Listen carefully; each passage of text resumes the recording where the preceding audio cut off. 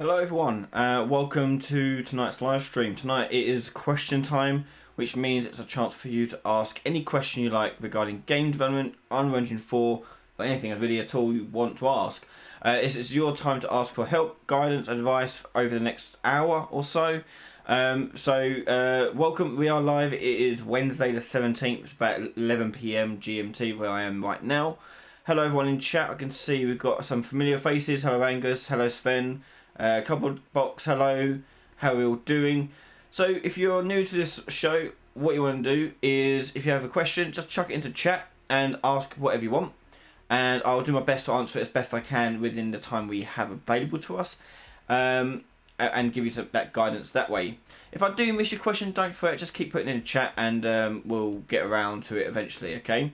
We do this every Wednesday at 11 PM GMT, so check it out every week. For some little nuggets of information.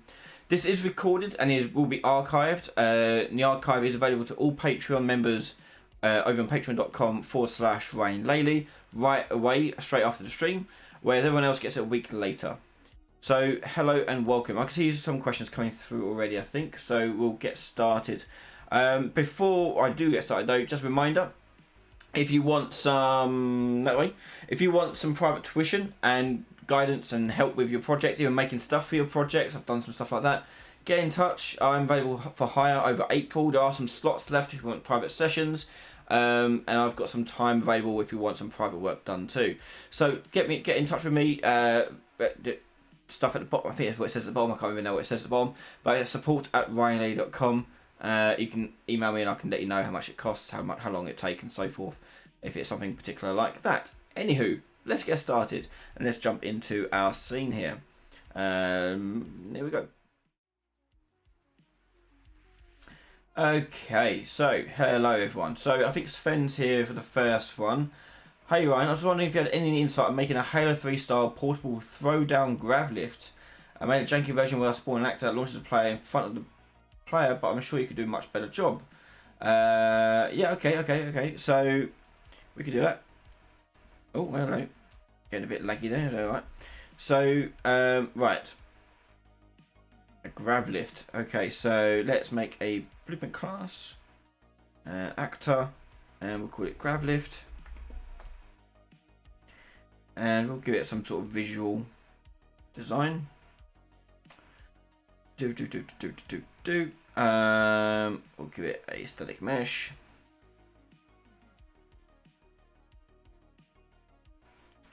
And we'll go for a cylinder.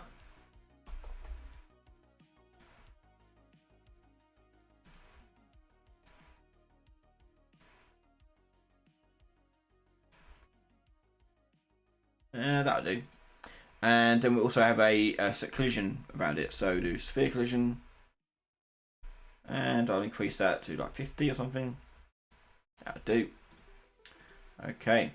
So the main thing with this is on actor begin overlap, we're going to launch whatever is in the air. So with characters, it's very simple to do. But if you want to launch anything, like any sort of physics objects as well, we can do that as well. So what we can do here is check whether or not this other actor is, first of all, a character. So we do it character-wise, and then we'll do it with physics-based objects as well. So this other actor, we're going to cast to character. And this will check whether or not it's a character type. If it is, that's great, because that means you can just lose the launch stuff here. And do launch character. And launch character we'll do in the Z. We'll do 1200. But we don't want to override X and Y or Z. We're going to leave those clean. What these mean is that it will take whatever XY velocity you have and it'll override it and basically set it back to 0 before it launches it in the character in the air. And same for Z. So if you're falling and you don't have an override, it's got to accelerate past that as well. So that's what they do in Halo, where if you were falling on top of a grav lift, it sort of cushions your fall before it launches you in the air a little bit. That's that effect. So that's just going to launch character. Let's see if this will just work. Let's drag it into the field here. Play. And walk over it. And there I am. Okay. So there's a little launch. boing, and you see like as I landed on it, the downward momentum wasn't enough to combat the upward momentum, so I sort of cushioned my fall. Whereas if I have no Z velocity, it would just launch me directly up in the air. Again, land on it, sort of cushions you, like bounces you off it like a little trampoline. Okay, so that's that. But next time, let's try and get it working with a, say, a physics object. Okay. So if the caster character is failed, meaning it's not a character, we want to check whether this is simulating physics. Physics. I can't remember what it's called now. Physics. Can't type. No. Other actor. Physics. Why is that not playing? Oh wait, I'll go get the root component. Is simulating physics. There you go. Because the root component is the thing that gets simulated. So if that's true, that'll go into the cast failed. And if that is true there, we're going to launch that in the air, and that we're going to add a force to it. So add impulse, I guess. I know we just do add force. And we do add force at this thing here. Add force. Oh. I guess we're going to do it at location, really. Yeah, let's do it at location. Add force at location of the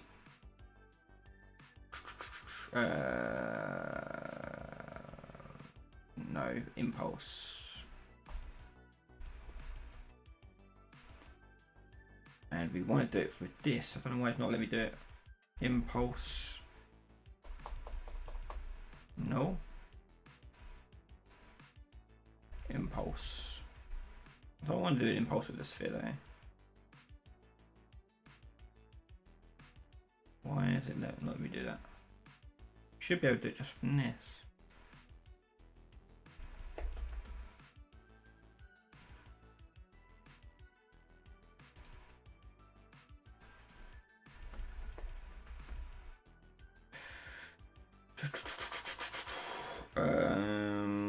Add impulse, primitive component.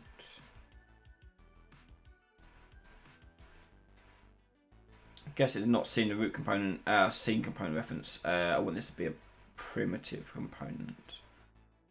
Can I get prim from that? No. Okay. What am I getting wrong? Hang on.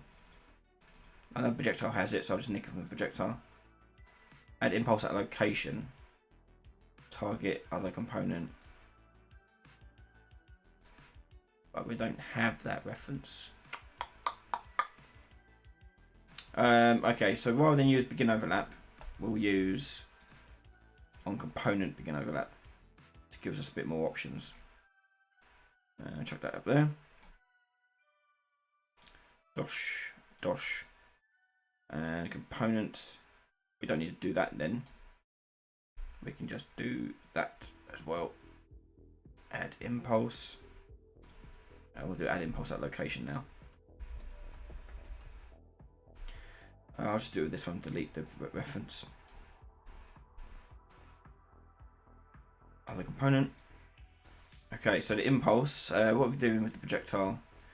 Get velocity times it by 100 for the impulse. So we'll get the velocity of this component. Get component velocity. And we'll do multiplied. No, we want to add a vector to it. And we're going to add a vector of, let's say, 1000 in the Z. Location is going to be this active location. So get actor location. Actor. Okay, let's see if this works. So I need to be able to push a physics object on top of this. So let's just move this closer to this physics object. Okay. So if I shoot this onto it, might need to give it a bit more oomph. A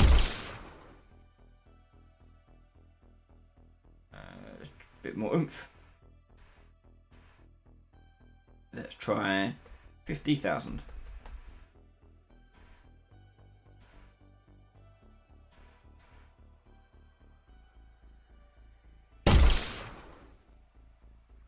No, not doing it. Alright, okay, what's going on?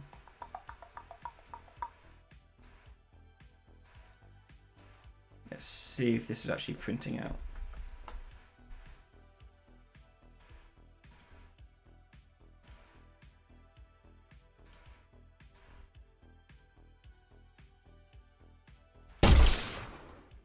No. Okay. So where's that failing? Overlap. Other actor, cast character. Cast fail should come down here at least. It's simulating physics. That should be true. Because it is simulating physics. Try that again.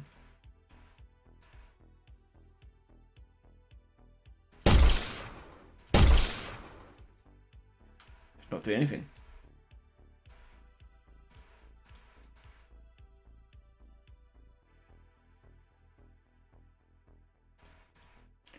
What?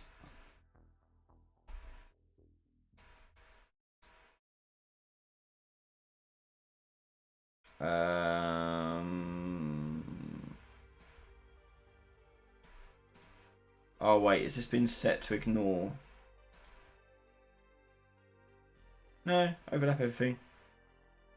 It should work. Print string. Other component. Let's see if that's detecting that.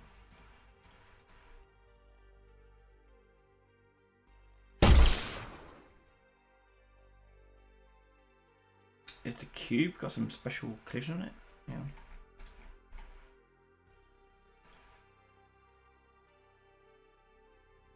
Should work. Why is it not working? Oh, generate overlap events. There you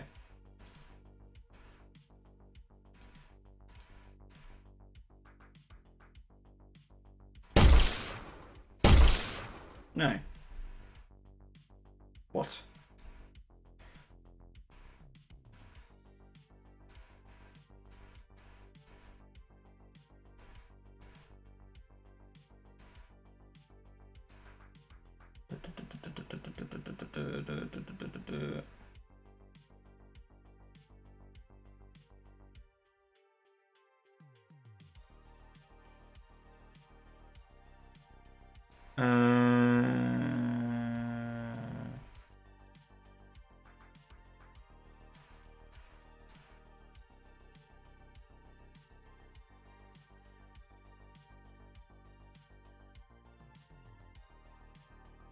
Because it has a blocking, maybe that's why. In that case, we should do, because it's physics based, isn't it? So, right, okay, so we want to get rid of that. Do a hit event.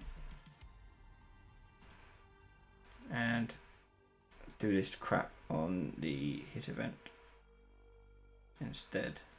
Oh.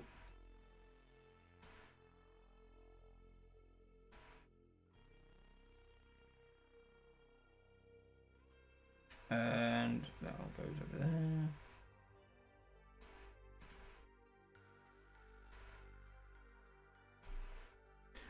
Bit of a mess, but we'll get that. We don't want the cast failed now.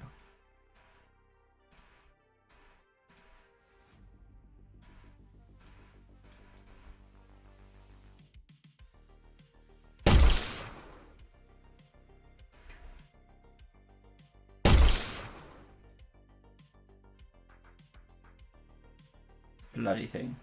Hang on.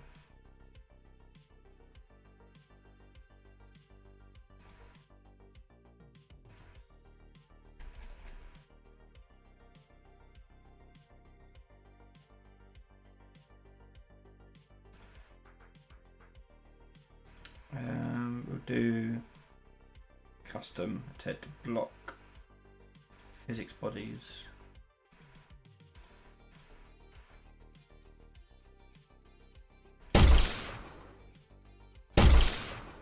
I don't know why that's not working.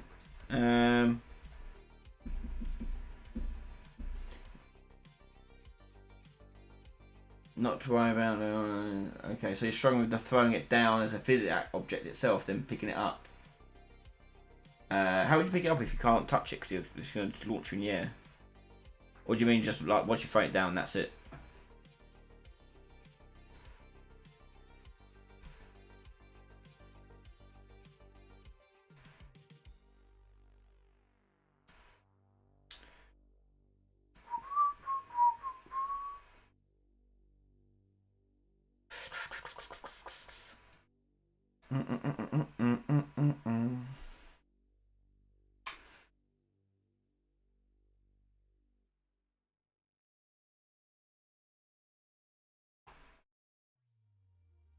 Oh, you're not affecting it by physics objects. Okay, do you want to see where you throw it down? Okay. Sure. Okay, let's do that then. I'll work on that another time. Okay, so throwing it down on the player character. We'll say we push the 1 key. When I push the 1 key, I want to spawn the actor. So spawn actor from class, and we'll give that a small transform here. So get actor. Actually, no, we'll spawn it from the sphere of the gun. Makes it a bit easier. Get transform. And we'll get world transform. Plop that in there. Now, because this thing you want to be set to set the class, Grav lift. So that will obviously spawn in midair. You have to make it fall down and make a physics-based object as well. So, where was it? Oh, not there. Yeah. So we have to make it a physics-based object. So you need to make the mesh the root first of all, and then simulate physics. Why can't I do that? Oh wait, does this cylinder not have any collision on it? That probably would be why it weren't working. Ah, you didn't have a collision on it. Right, alright, okay. Add a box collision to it. There you go, done. Right, that would explain why that weren't working. Anyway, so we can then simulate physics, compile and save. Now with this thing, you could. There's a couple ways of doing it. You can make it so as soon as it's spawned, it has a sort of trajectory to it. What you could do is just treat it like a projectile. Give it a projectile-based movement, and give it a very low speed of like 300 or something. And we'll make it so it can bounce. I should bounce.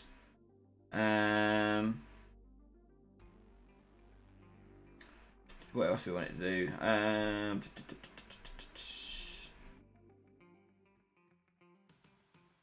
That might be it. Okay, let's see what it looks like.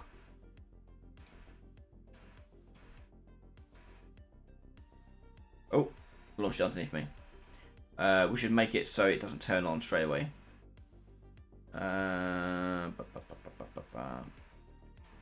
So on active begin overlap, we'll save this is on. So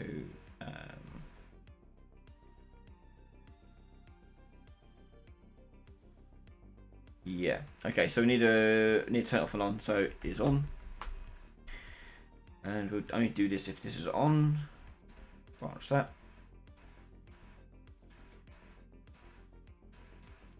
Okay, and then we'll make it so on begin play. Not begin play. Yeah, I'll do begin play. We'll be lazy with it. Begin play. Put a little delay in it. You can put a timer on it if you want instead of a delay. If you want to be a bit more efficient. So say after 3 seconds, this set is on to true.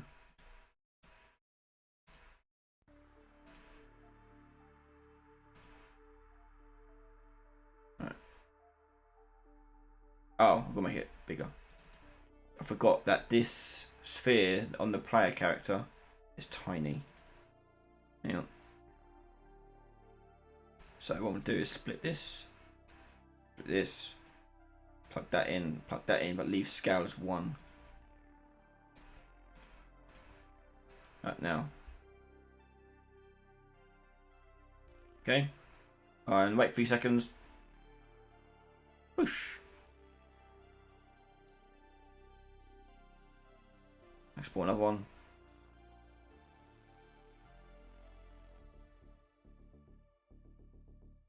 Yeah. So now you've got like a deployable grav lift.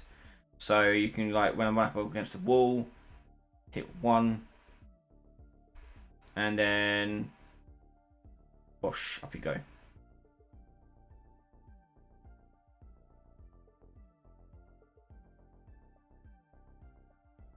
Yeah, delay or timer will be working fine.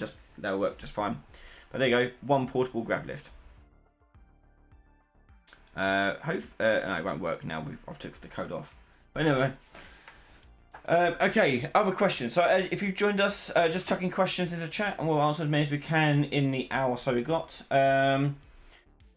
Bjorn Manson, I would love to get more insight on how to make a turn-based system between 2 separate teams with 2 or more members in each party, IG Final Fantasy Dragon Quest. Fun fact, I've actually started making it. So the other week I got inspired just to sit down and try and make a thing. It's still early days, but I've got it working with the turn-based action time battle system. This is nowhere near enough time to explain all of what's going on, but I can show you what it is looking like so far, and I can give you a bit more information also about what the turn-based series is actually going to be about and what it's going to look like. Let me see if I can find it. JRPG. Let's see if my computer can handle it. Loading up this, streaming, and all the other stuff that's going on. Let's see if I can launch it up and show you what I've got so far. I've only done 1 day on it, like an hour or so. Not even a few hours, just an hour. Yeah. So the idea behind the JRPG series is that I'm going to use the Paragon characters and make them like the party and also the enemies they used to fight. And it'd be like very much like Final Fantasy 7 style, where you've got an action time battle bar going across, filling up the screen. Once it fills up, it adds you to like a queue, and you execute your attacks in a queue. So far I've got the turn-based stuff happening. I haven't got the menu stuff in there just yet. So I've got battle screen here. It's very early, but this will probably come out closer to summertime, probably maybe a bit earlier for Patreon members. So there's your 3 goods. You got the bars filling up at the bottom. When it fills up, the camera changes automatically for you, and that's where you'll do like your choice. At the moment, I made it do a choice after 3 seconds automatically, and it then cuts to the next person, and their bars just fill up constantly. I haven't done enemies yet, but enemies are going to be exactly the same as this. It adds it to an overall director which controls whose turns next, and then changes the camera to those people. And the idea also I want to do is make the camera dynamic, so the camera sort of pans around them whilst they're doing their spells and attacks and things like that. And it kind of just goes. But that's where we're at so far. And these will be like Paragon characters with a good environment around them. But yeah. But look forward to that. It's been quite fun to make. So that's about an hour's work figuring that out. Maybe. I'll close that now so my computer doesn't die. Okay, dokie. Right, next question. Odd stuff. My AI gets stuck on the Navlink proxy while it runs, but when it walks, it works fine. Any ideas why? Off the top of my head, no. AI is one of those things where it can just break for some really stupid reason. If it's because of walking versus running, it might be that the Navlink is just too small for it to determine whether or not it's inside of it. Maybe it moves too quick through it. I don't know. It's hard to know without seeing it and getting hands on it. Yeah.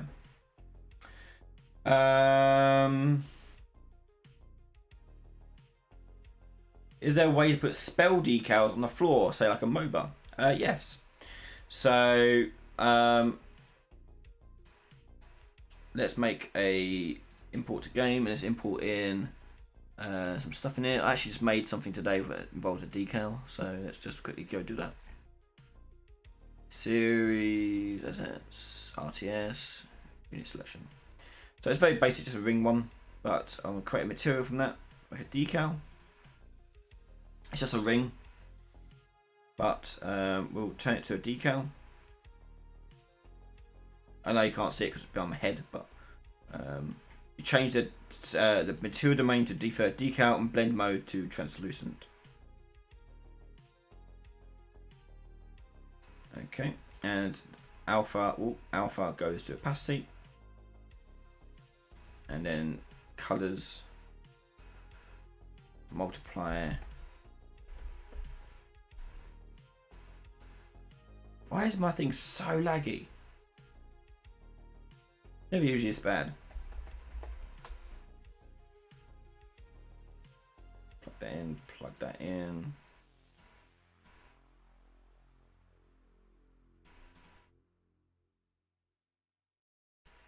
Make that yellow.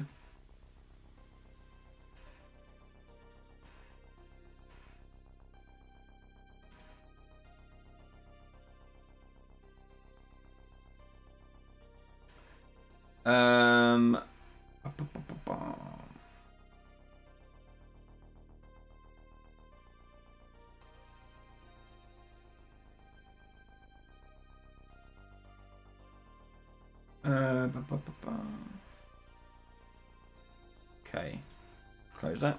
Yeah. While that's compiling the shaders,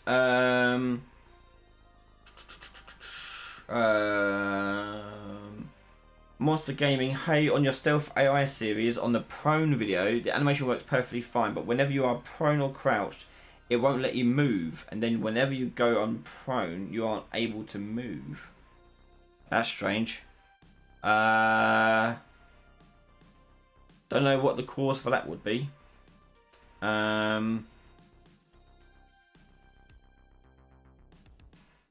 Unfortunately, I don't know what that could be. So it works fine on my end.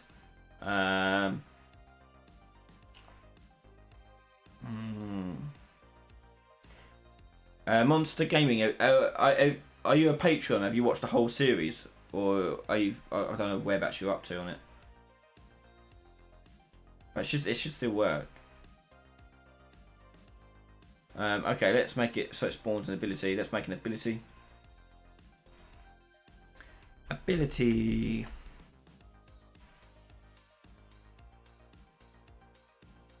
Yeah, something is really eating my PC up. I don't know what though. Turn the Xbox app off. Turn Steam off. Turn that off.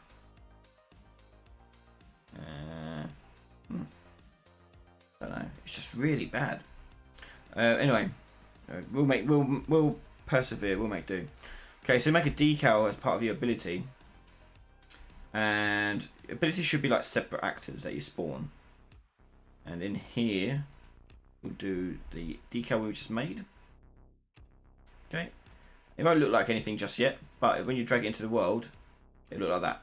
Okay, and you can put like particle effects on it and do whatever you want on it, but that'll spawn the ability on the floor like that. It'd be any picture you like. So when you are the player character and we push an ability key, so let's say this is 2, we push the 2 key, we'll spawn actor from class, choose the ability actor, and we'll get actor transform, and that is it.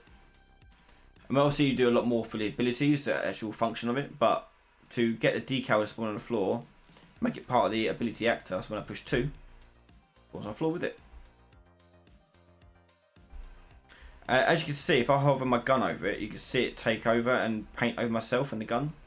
So to stop it from doing that, you want to make sure that the player character's meshes are set to not receive decals. So you go onto each mesh, scroll down to rendering, and you'll find in the advanced section, receive decals, turn it off. Do it for both. So now you don't get that issue. See?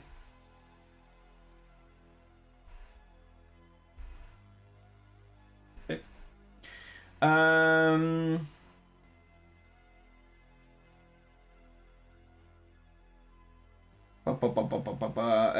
Next question.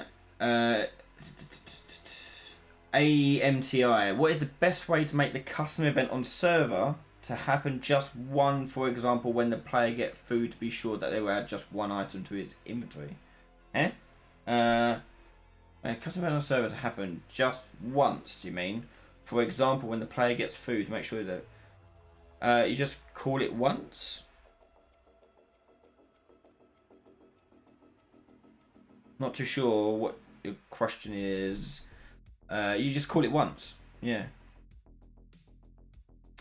Comment NP. And what about on input? Say like an indicator for a spell that I'm about to cast. If that's even possible in Unreal, not too sure for a school project.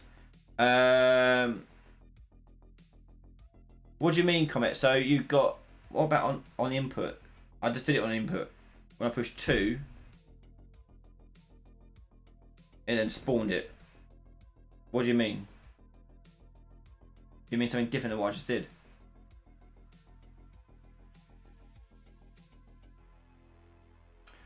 Cardboard box. I was following your FPS RPG tutorials. I'm on episode 2, and my player spawns under the ground when I switch my menu back. Do you know the fix? I think I had that issue before with something else. I can't recall what I did to fix it. I'll have to play about and have a look, but I don't recall that. Don't know.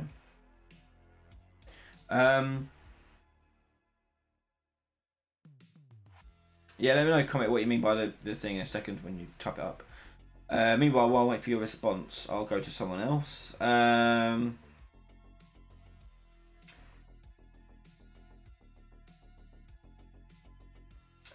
Arthur Volpato. Simplest way to do a loading screen to load stream levels and not freeze the loading animation. Load stream levels. I mean, a loading screen is just a widget on the screen that just hides the crap going on behind the scenes. It's nothing special. It will always have a little bit of a freeze in it.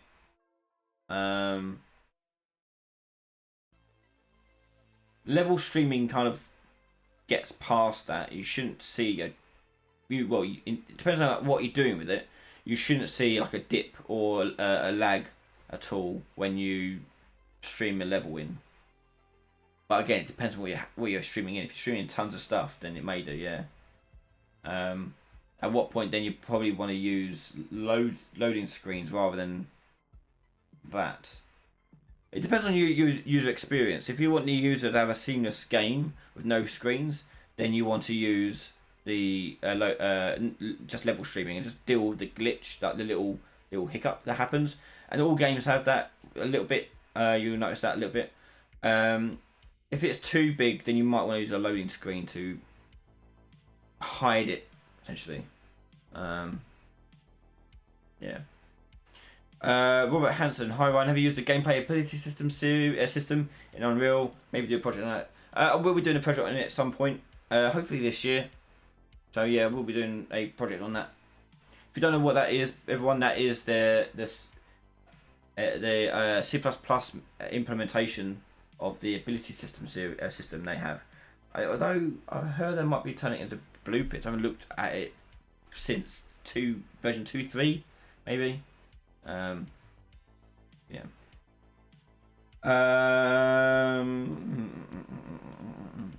Grid, the decal you just did, can I do the same but make it spawn on walls too?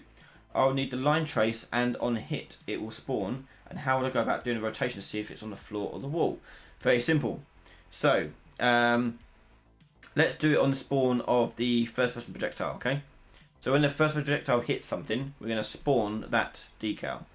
So I'm going to, over here, spawn decal at location. And I'm going to do this actually not on here, we'll do it, that's on the physics object, we want to do it on here. So when it hits something that's not simulating physics, it will spawn decal at location. We'll say do once as well, so don't get crazy. Do once. We'll choose the decal unit section T. So decal size, set the size you want it to do. I'm going to do a simple one of like just do 100 by 100. Oh, that's 1,000. The location of it is going to come from our hit. So hit location will go there. The rotation of it will come from the hit normal. So take the hit normal, and that gets the rotation of the surface, the direction of the surface. So you get that out and do make rot from X, because the normal uses X as forwards. So if you make the rotation from the X axis, you'll get a rotation based on that. And that is it. So now, that's that.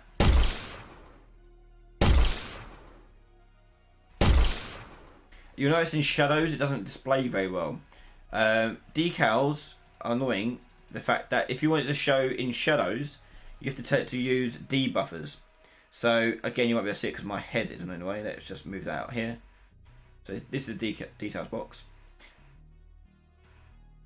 So in here, I'm changing the decal blend mode to debuffers, and you can do any one of these. Top one's the best one because it has most stuff on it.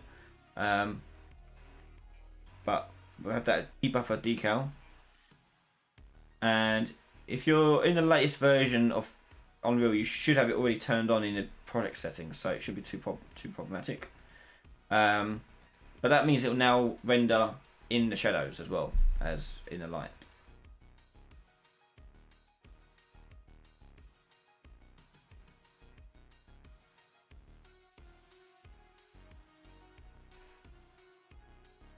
Wait for the shades to compile on that one.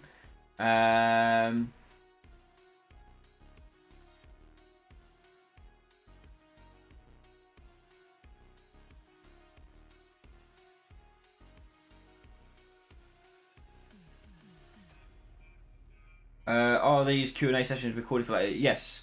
So the recording for this one will be available to my Patreon members straight away. Everyone else has to wait a week. So this one will be out next Thursday.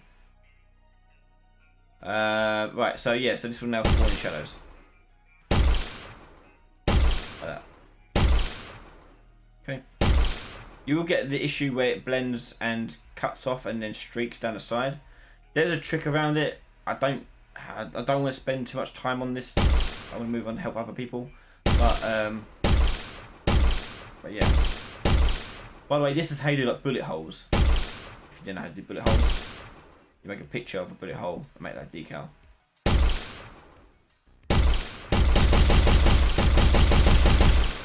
Yeah. Oh, comment.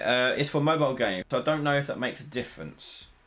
But if I press the input, cast a spell, then it despawns, how would that look? The decal belongs to the ability, so when the ability despawns, the decal will go with it. That's it.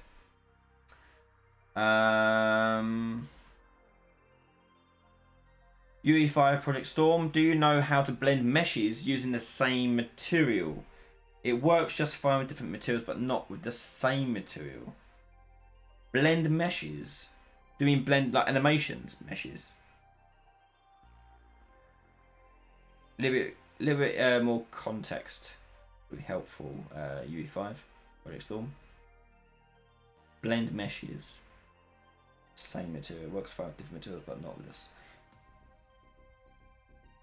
Yeah, a little bit more context.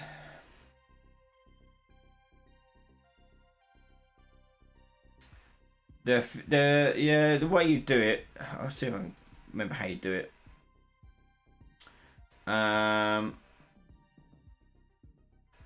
You. Oh no, you can't. You can't easily do it because the best way of fixing that is you make the decal thin.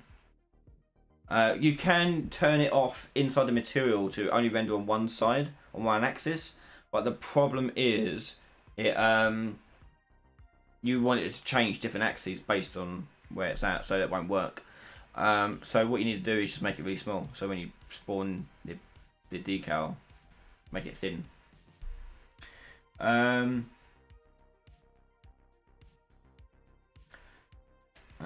Oh right, so you mean, do you know to fade meshes into surfaces, that way you can hide the seams or intersect messages? I did try this at some point. I can't remember if I was successful or not. It's a shader. It's not something it's something you do in a material. Yes, you can do it. I can't remember off the top of my head how I did it, but you can do it. If I can remember, I'll try and make a video on it, because it is quite cool to see. But I know exactly what you mean.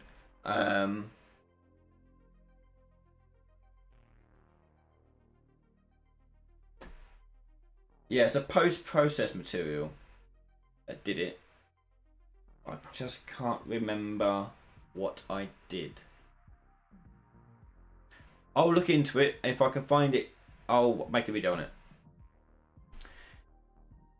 I'm about to end a man's whole career. That's an interesting name, but okay. Could you cover in a future video how to load different zones in a very large landscape map game? Sort of like different zones in one continent in MMO games like WoW. Yeah, so you want to look at the world competition. Yeah, depth fade. It was something to do with depth fade. Yeah, it did it. It was a post-process volume that was unbound, but something to do with depth and nearest. No, not nearest surface. Can't remember what I did. Really annoying. I'll look into it.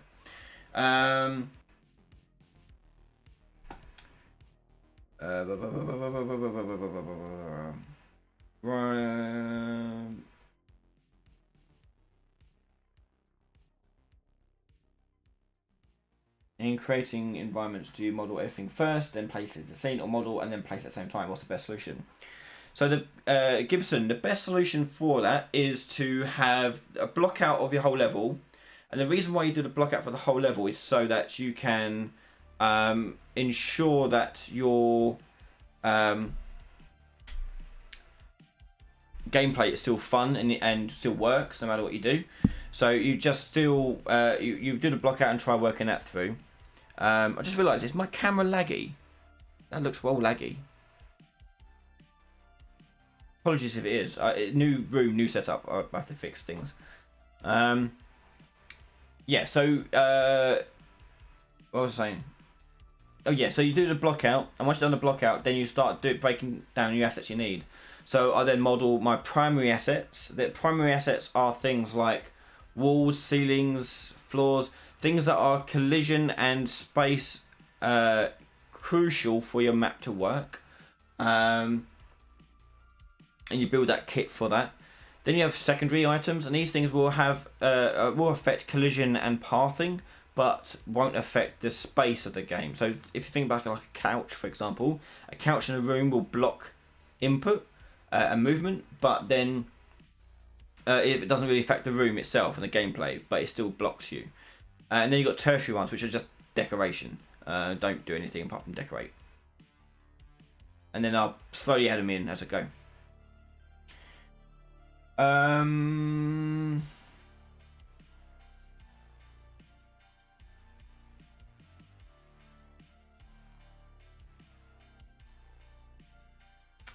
Is there an effective way to fade materials so that the object is hidden? Like you want to make it semi-transparent, then yeah, it would be like require materials and material functions to do that.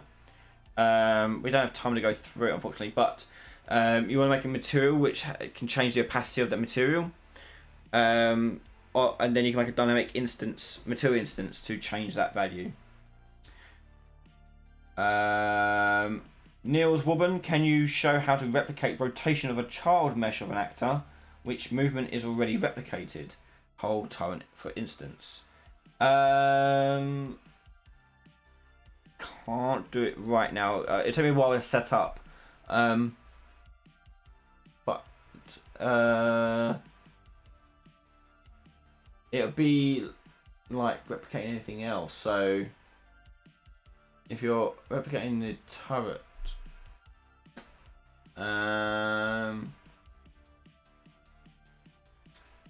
so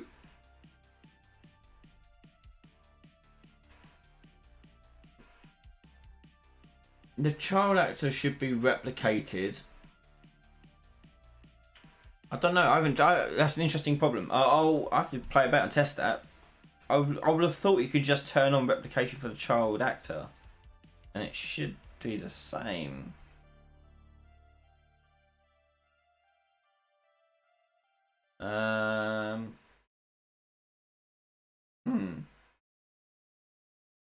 Interesting problem.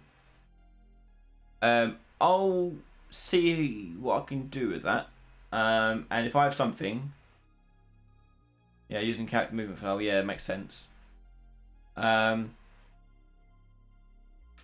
Niels, I'll have a play about with it in some time between now and next week, hopefully. So if you come by a live stream next week and you still haven't figured it out, hopefully I will have an answer for you.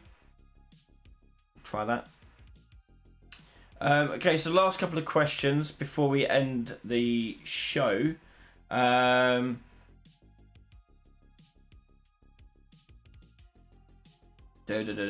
have a look for some good ones. Try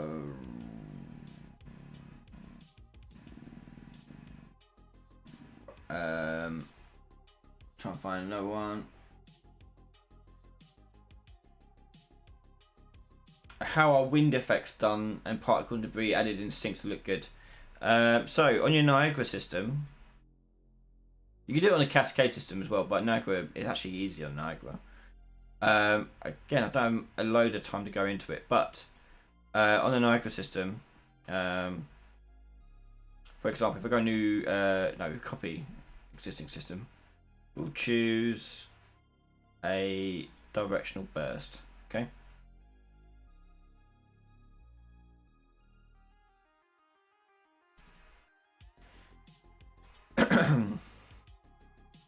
Okay, so with Niagara system, you can add parameters to it, and you send a parameter like this to your systems based on the something in your blueprints. So you got user exposed. You click on there, and you can add. No, not user exposed.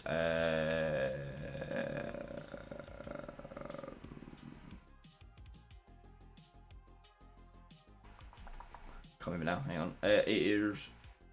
What one is doing the? I think it's this one. If we go to velocity, you can set this to a. Oh God.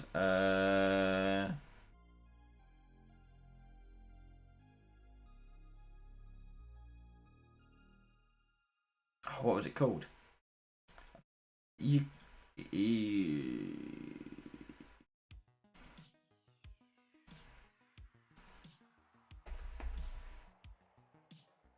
Read from new user parameter, and that parameter will be here, and you can access that via blueprint. So when you get access to the Niagara system, you can set that value to a value on your blueprint. It's not straightforward. If you want to see an example of me doing it, a couple of years ago, I did it with Cascade, not Niagara. I did it with the boss level in my Christmas game I made with the boss. He changes the wind direction with particles. Check that out, and you'll see me doing it on that using Cascade, not Niagara Cascade. So check that out if you haven't seen that yet. It's called Saving Christmas, I think it's called, and it's towards the end. It's when I'm making the boss, making the wind ability for him. But yeah.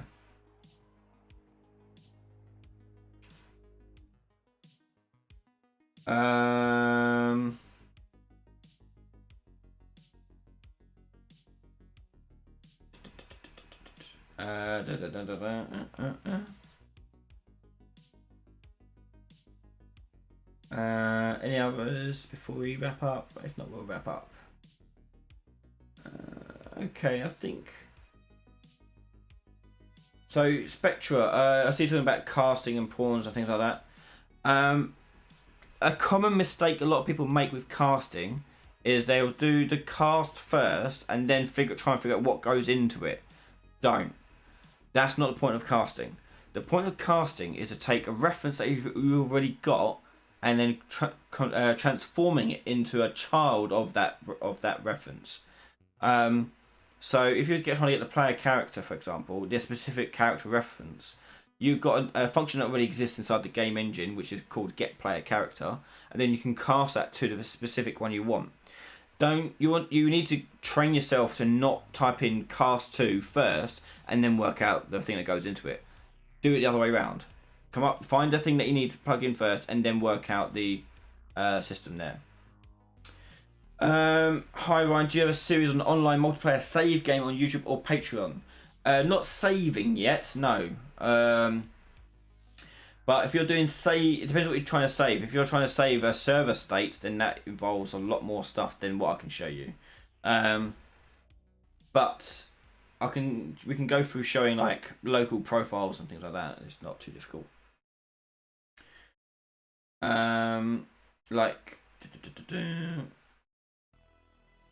But yeah, good beard, thanks. My pandemic beard. How's life? Perfect. It's alright. It's tiring. It's a very busy time for me. Yeah, looking good. As I said, thank you very much everyone for joining me tonight, and welcome to Question Time. Every week we do this, so if this is your first time, hello and welcome.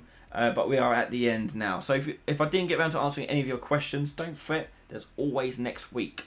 We do live stream every Wednesday and we do a live stream every Saturday. So this Saturday, what will we be doing? We'll be doing a session on AI. So if you want to learn a bit more about AI stuff, come by on Saturday for an AI-based live stream. Okay. Thank you very much everyone for watching me. Check out new stuff all the time. So the Stealth AI series is pretty much wrapped up on Patreon.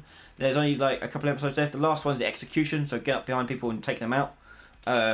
So that will be wrapped up this week, maybe next week.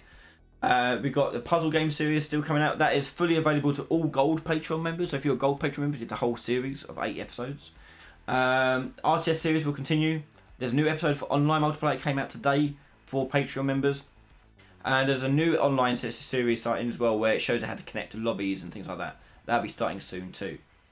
Loads more stuff as well. How to every Tuesday. Hopefully you guys are enjoying how to's. Let me know. Well, I'll let you guys ask me now. Do you like the how to sort of structure? Do you like those little videos? Do you think they're useful? Do you want to, anything you particularly want to see more of from those? Anything you want to see improved on those? Let me know what you think of those. Okay. So join us on Saturday live stream when we talk about AI. It'll be at 11 PM GMT. Other than that, thank you very much for watching. Don't forget to subscribe if you're not subscribed, and share the shit out of it. It's good, great fun, and I'll see you guys next time. Have a good night, everyone. Bye.